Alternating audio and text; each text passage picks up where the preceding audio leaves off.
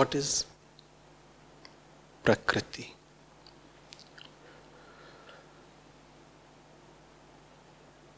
Prakriti is the freedom of Brahma.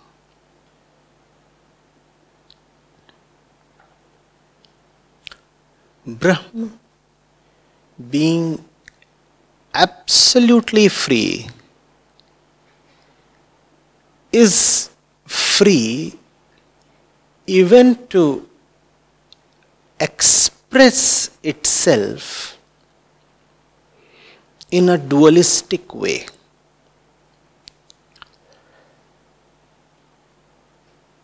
Brahma, being absolutely free, enjoys the freedom to even express itself in an unfree way.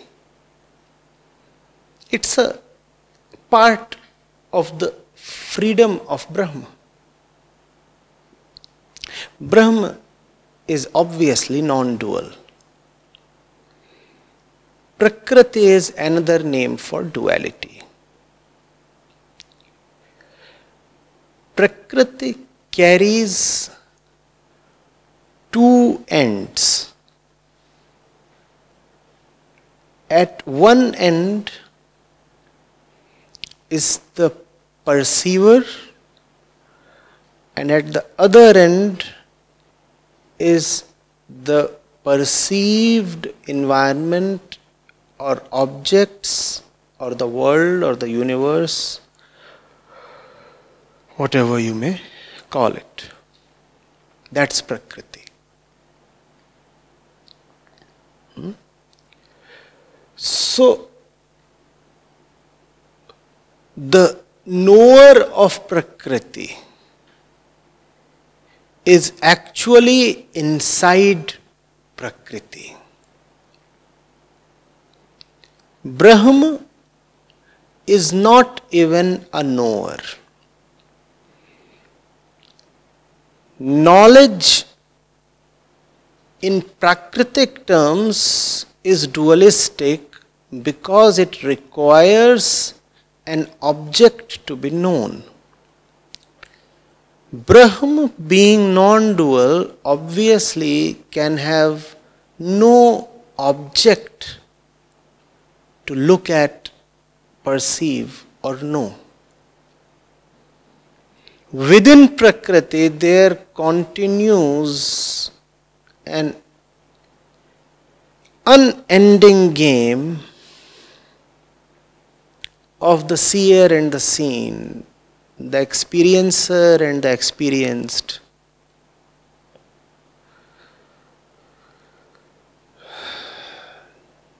The attracted one and the object of attraction, the knower and the known.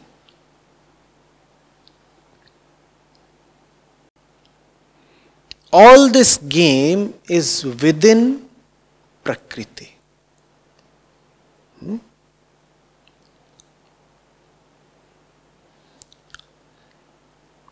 At one end of this game sits the I. At the other end of this game sits all that which makes it possible for the I to survive and exist and have a meaning. Without the other end, I will have no identity, or at most it will have a fractured and untenable identity. The I that exists at one end of Prakriti says, I am, and no more. The other end provides name and meaning to the I am, the ego self.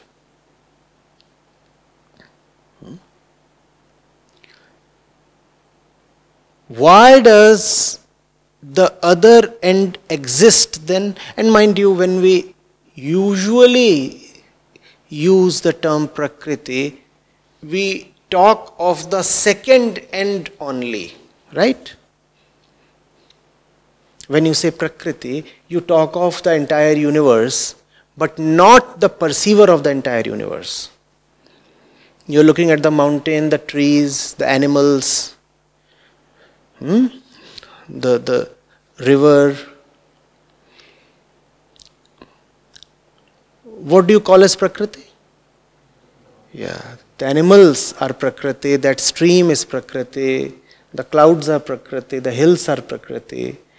But generally, you will not say that along with all these, I too am Prakriti.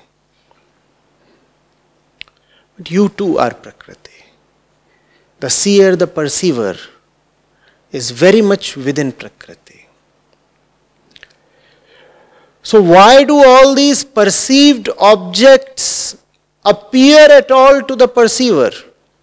What is happening within Prakriti? There is I, and there are things, the world, the universe.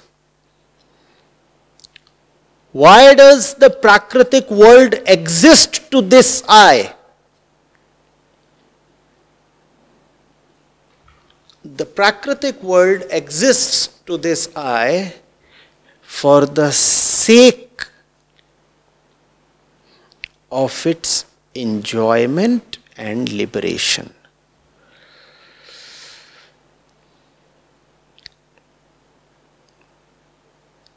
And these are not two different things really. If you can understand this, you will know the purpose of life, you will know how to live.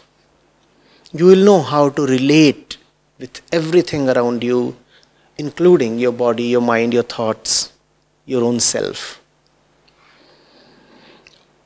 All this exists not so that you get entangled with it. All this exists for the sake of your enjoyment and liberation. Remember, this is not the enjoyment of the pleasure kind. I'm using the word enjoyment in a very precise sense.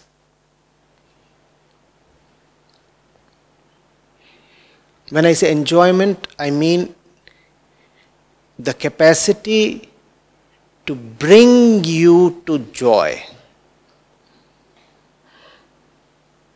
How else will this little fractured ego self come to joy? Because it is not in joy at all.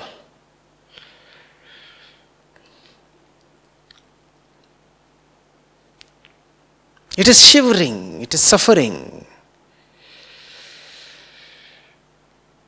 Do you see it squirming as you do every day? What else will bring you to joy?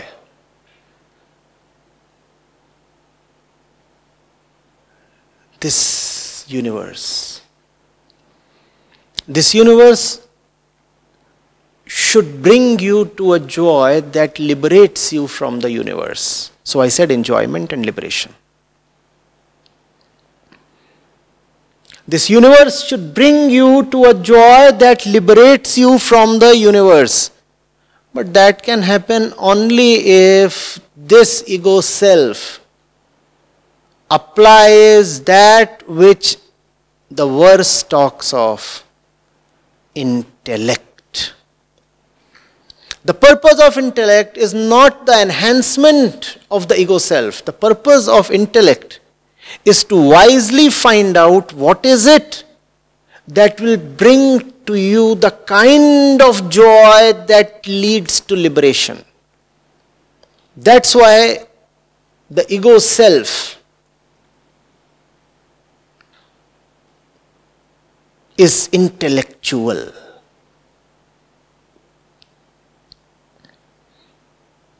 Are you getting it? Given that you have a consciousness that suffers, you also have an intellect that can be used as a tool to be redeemed from suffering. Prakriti carries both. You cannot complain. You have been given both an adverse condition in which you are locked up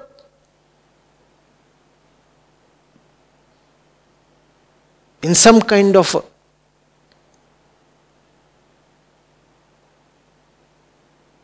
confounding prison.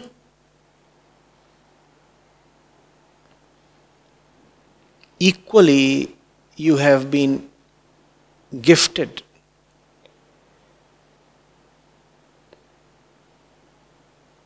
a key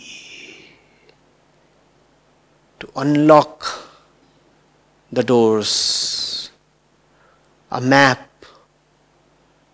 to find your way out of the prison. And that is called intellect. That is called discretion. The key, the map. Still, you must have the intention to break free of the prison. If that intention is not there, the key and the map will remain either unused or misused. Is that not the condition of the bulk of mankind? The intellect is either unused, people don't apply their brains, or it is misused. Very, very sharp minds dedicated towards just the wrong values, the wrong spaces, the wrong objectives.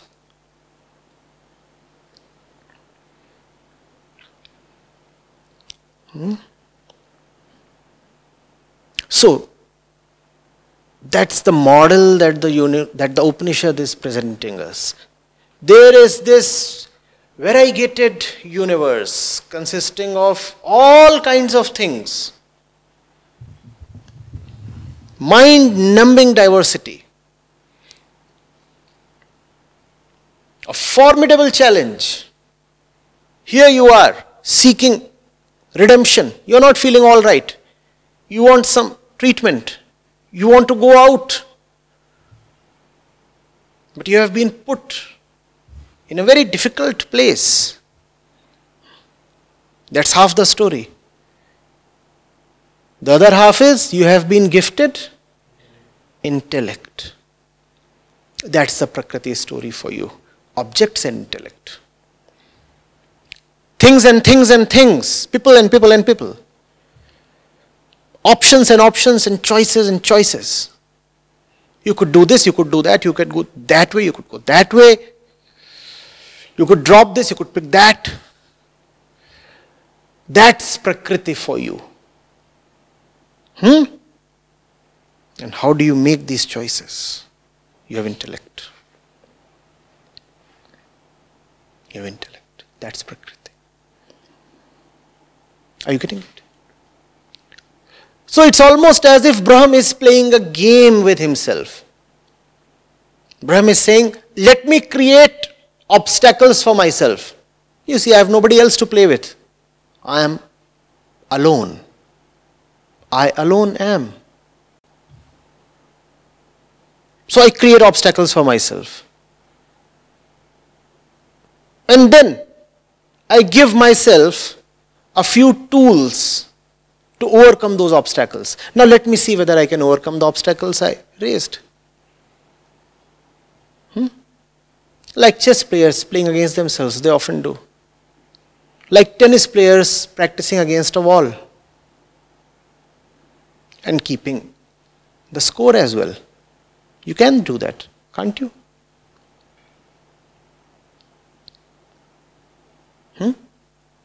You can have, as a cricketer, a bowling machine throw the balls at you, and you are the one who sets the program.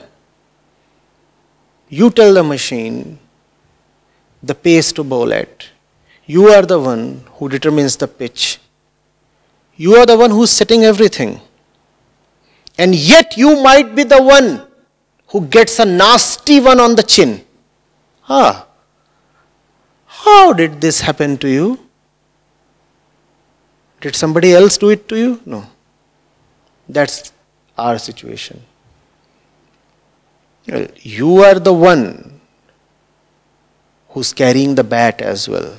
You are the one who must apply his attention as well.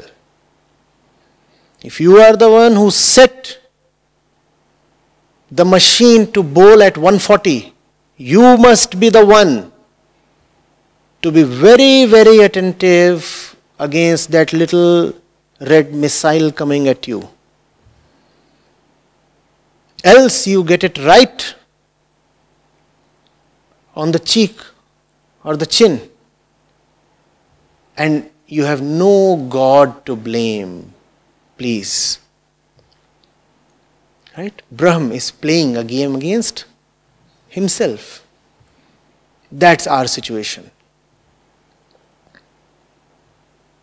Who wins, who loses? Nobody can lose. There is only the one. If he loses, he wins. He is playing against himself.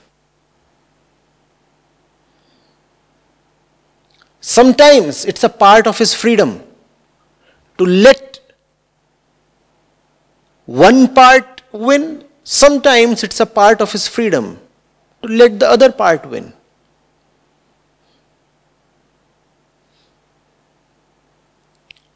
Paraprakriti can win a few times. Aparaprakriti can win a few times. What is Paraprakriti? The ego self. What is Aparaprakriti? All these objects, the bowling machine. The batsman is Paraprakriti. The bowling machine is Aparaprakriti. Both are expressions of Brahma's innate freedom. If you hit the ball for a 6, who wins? Brahma wins. If you get bowled out, middle stump uprooted, who wins? Brahma wins. Brahma bowls, Brahma bats. There is nobody else. Getting it? Who are you? It depends on your freedom, what you decide. You are nobody. You are absolutely everybody. Your call. You can decide to be the worst loser. No problem. And you can decide to be instantaneously liberated. That will happen. There is no compulsion. There is no bondage. There is only you and you. It's all happening as per your will.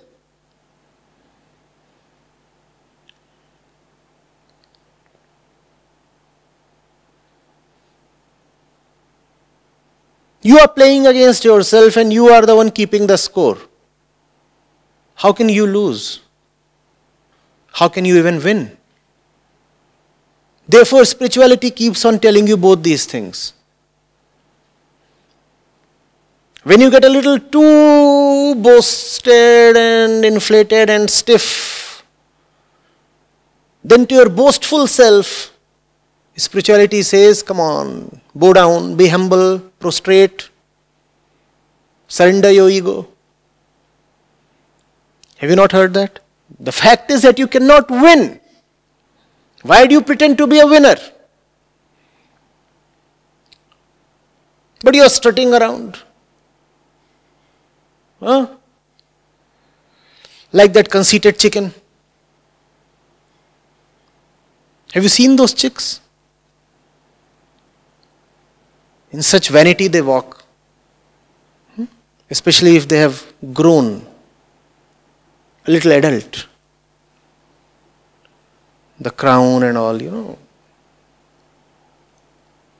That's how the normal human being walks about.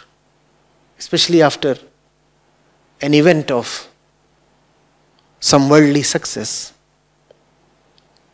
Then spirituality teaches humility and surrender. Please surrender. Equally spirituality says, you are that. You are nothing less than the absolute truth. How can you be smaller than anything or anybody when you are immeasurable? How can you be smaller than anything or anybody when you are immeasurable? Now, how do you put these two things together? Sometimes they are telling you, there is nobody smaller than you. Lie down.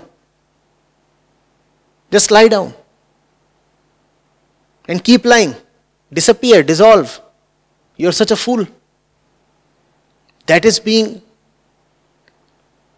said to you when you are all puffed up. Because you cannot win this game. Remember, you are playing against yourself. How come you are pretending that you are a winner?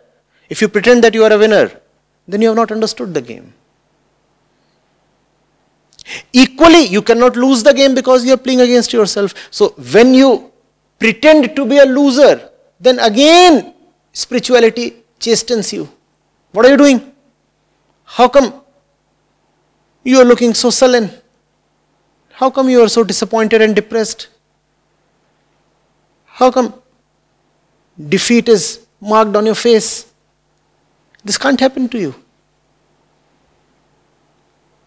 Don't be mistaken. When spirituality tells you you can't be defeated, don't take it to mean that you are a winner. And when spirituality tells you that you cannot be a winner, don't take it to mean that you must act as a loser. What is being told to you is that your true reality is beyond victory and defeat. You can neither win nor lose. There is only you. There is nobody else to be beaten or to be beaten by.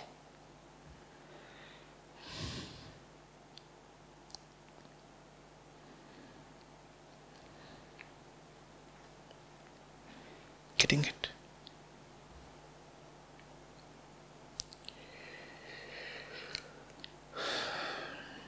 Do you see what Prakriti is?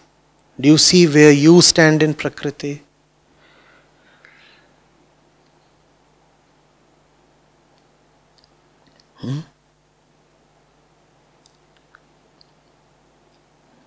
You stand at the center of all this. See that. See that right now.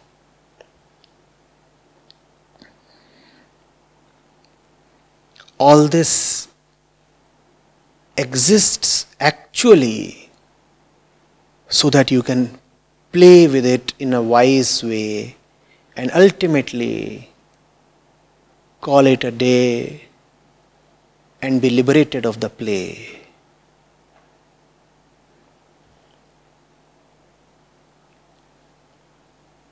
Do you see this? None of it exists to harass or exploit you. Equally, none of this exists to inflate you or build you up. It's a game. It exists for the sake of your enjoyment.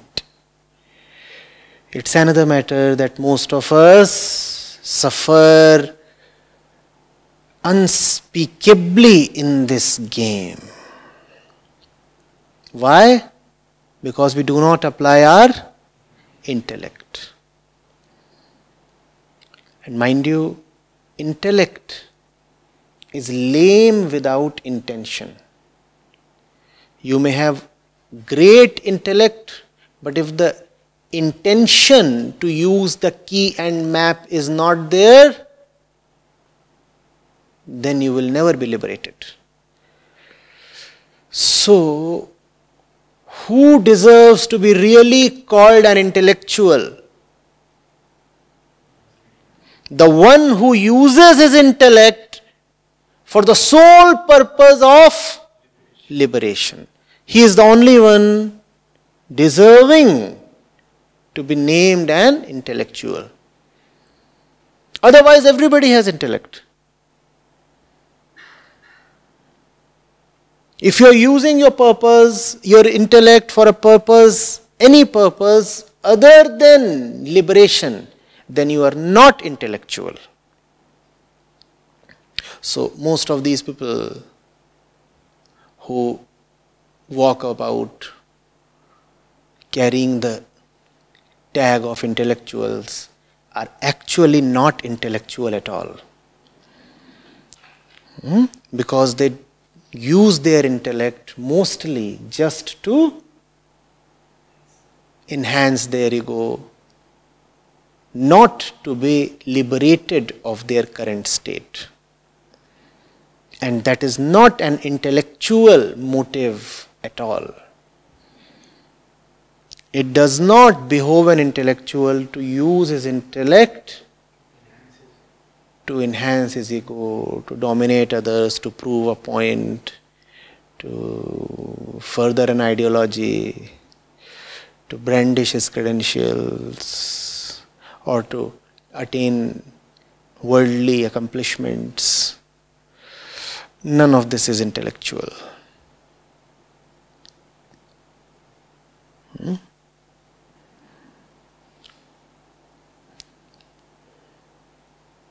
Do you realize where you have come? Who is a real intellectual then? The authors of these verses, they are the real intellectuals. The saints are intellectuals. Not most of these professors in these universities. No, they are not.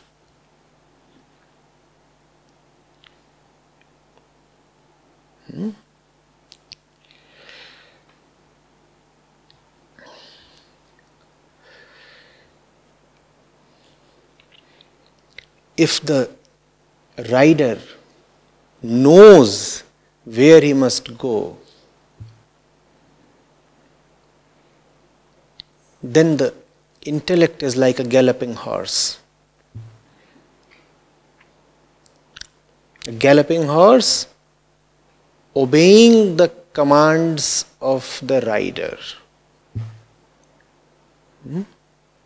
Double pleasure. First of all, the horse is great. Tall, muscular, speedy, swift as wind. And to top it,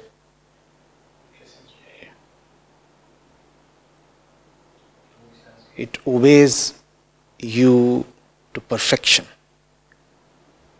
You don't even have to whip it. Just indicate and it will move accordingly. If you know where you want to go, then intellect is like this horse. Else, intellect is like a stubborn ass. First of all, it's an ass. Secondly, it's stubborn. It won't move easily because it's stubborn. And even if it moves, it will move like an ass. Think of the speed. Think of the greatly rhythmic movement. And you can't blame the animal. You determine the animal. If the intention is right, the intellect is horse. If the intention is not right, the intellect is an ass.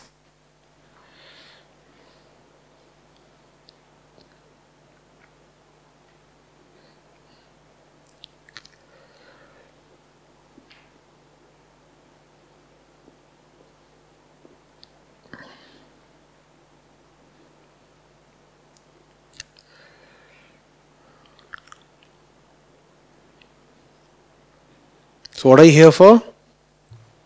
We are not here to suffer. Equally, we are not here to have pleasure. We are here neither to suffer nor to have pleasure. Neither suffering nor happiness are the objective. None of these is the reason why we are here. We are here to play the game wisely, which is enjoyment. And if we play the game wisely, the reward is liberation. That's the purpose of human life.